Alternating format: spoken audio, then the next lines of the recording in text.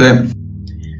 Hello everybody, this is BabyShark. We are watching Forest Trail. I am here with Sepi, who's the other player, Antti Kivinemi. I'm on my Antti Kivinemi account here. I'm watching the point of view of Sepi, our Antti Kivinemi here. This is and then he is watching my point of view. I started kind of in the bottom right, or 5 o'clock. Oh, actually, there was this in your YouTube video. There was the one game where I was humans and we have the remake. Has the whole completed for you yet?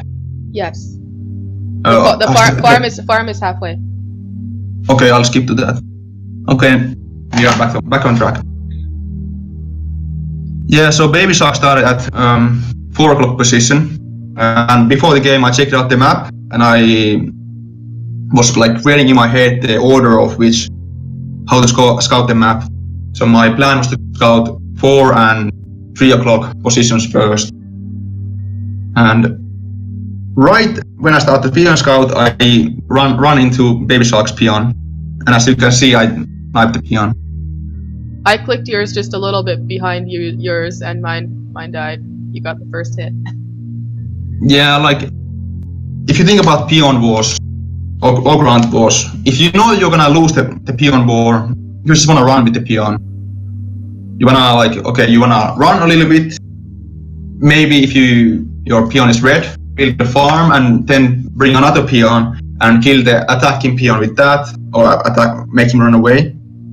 Or you try to make a hole there. Oh, that's what you were trying to do. Interesting.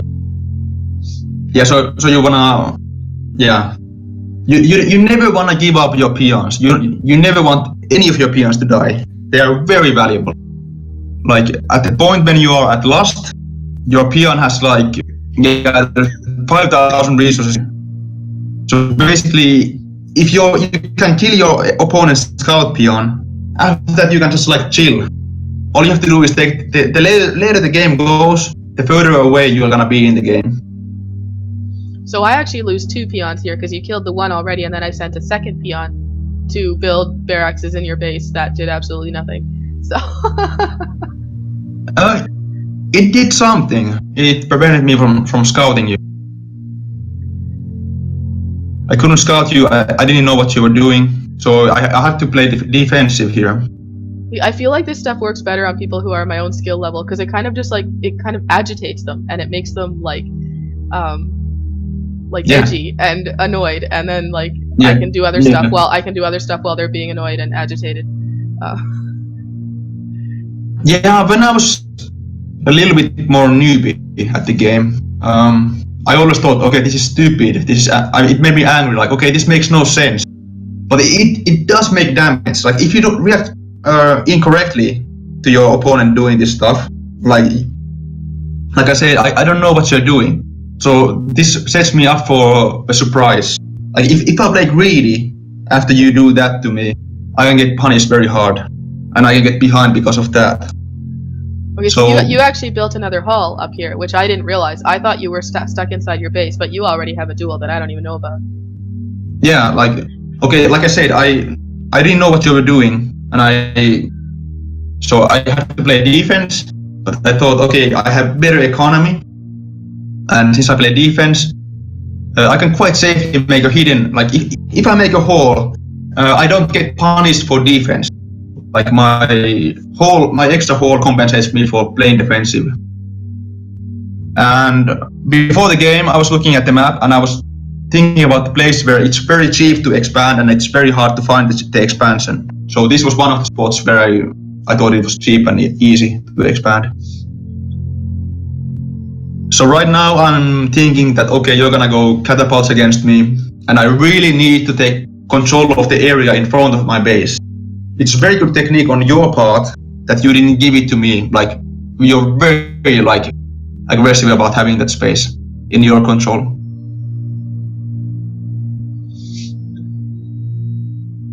If you think about chessboard, in chess there's one way to do a good move is to build your board. You have better position, to improve your position. And a very bad position in Warcraft 2 is to let your opponent have the front of your base, have you isolated in your base. This way they can punish you very hard with catapults and towers. Like you did on the Plains of Snow game. Yes. So you always want to minimize the time your opponent has the front of your base in control.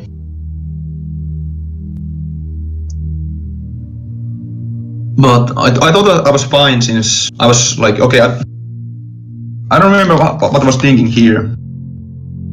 But I was going for Fortress and DKs and Lust.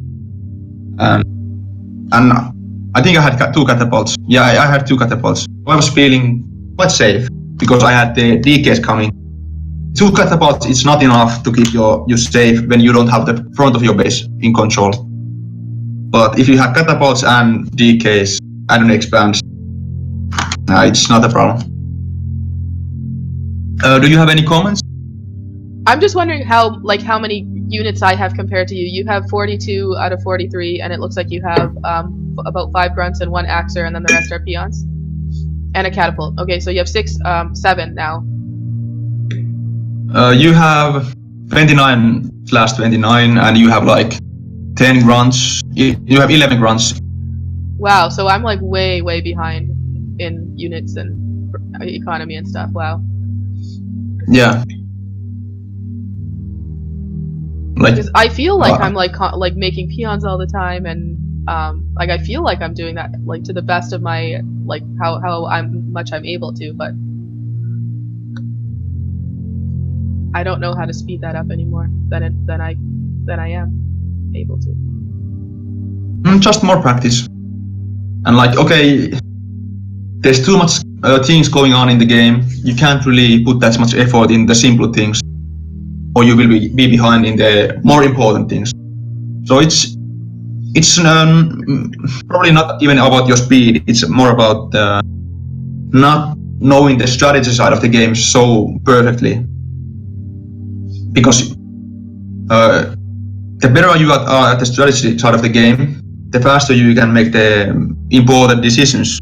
You don't have to think so much. You can focus on the more simple aspect of the game.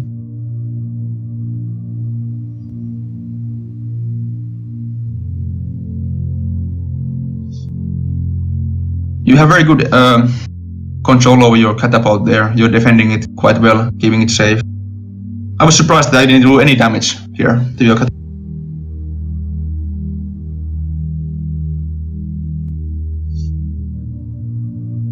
I sent a sapper, but I don't think it did what it was intended to do. Yeah, I didn't even know that it killed itself. The catapult traded for 1 grunt. Very good trade for me, but I didn't see that it got killed. I thought you still had the sapper. So I thought you had like more ogres than me. So I just went full defense. I made a lot of buildings to block my base, so you can't get in. Buy me more time to build units. Now you're forting right now. I'm not nearly fort yet, right? No, you need to make an expansion. Your gold mine has popped, and you're making the next hall, and you have 400 gold. So you are very low on ops.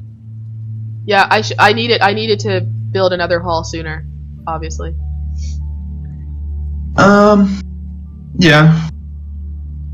Because waiting till your gold mine pops is too late, especially if you have 400 gold left. Yes, indeed. And if you build it sooner, you don't have to repair it, for example. So it's a bit of a tiny misallocation of resources. Not a huge one. But yeah, I overestimated your situation. Also, okay, you have 4,500 gold, and you're still chopping with 6 peons. When you have that much, did I say gold or lumber? You have 4,500 lumber here and 0 gold. What you can do here is you can just stop chopping wood at all, completely, and maybe even make another expansion and move the rest of the peons to the goal of your expansion. How about That this? was- Have you played this yeah. map? Wow, look at 70,000 gold versus 28,000 gold. Yeah. Have you played this map against like some of the top players?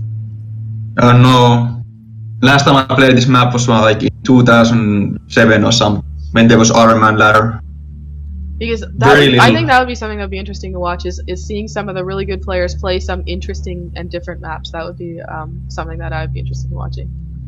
Because Garden of War I- gets so old after a while.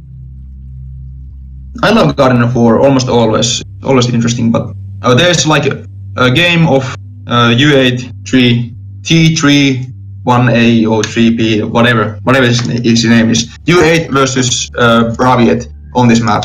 It's humans versus orc, and I don't even remember who wins, but it's a very close game, very interesting game. On this map?